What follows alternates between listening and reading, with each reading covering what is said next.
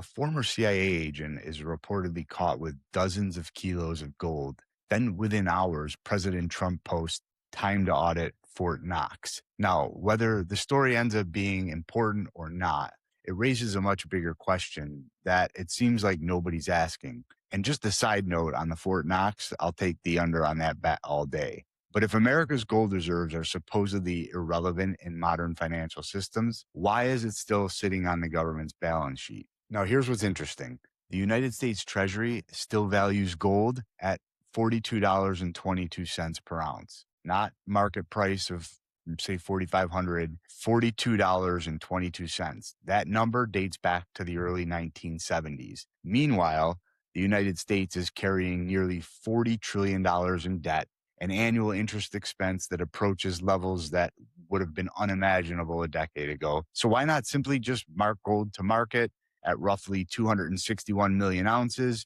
revalue the gold reserves at current prices? You instantly add like $1 trillion to the balance sheet.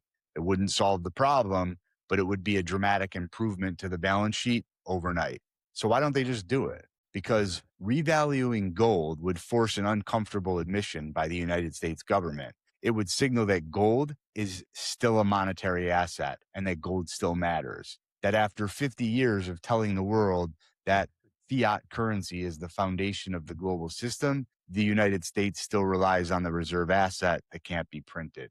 And that's where things get really interesting. So just this week, the European Central Bank reported that gold has now surpassed the Treasury as central bank's reserve asset worldwide. So think about that for a minute. The institutions closest to the monetary system are buying more gold. Central banks have been accumulating gold at one of the fastest rates in modern history over, let's say, the past 5 years. So if gold is just some barbarous relic, why don't these central banks just dump it? Why do they keep buying it? Because when governments and central banks and sovereign nations think about reserves, they don't trust promises. They trust actual assets, and they trust the assets that have no counterparty risk.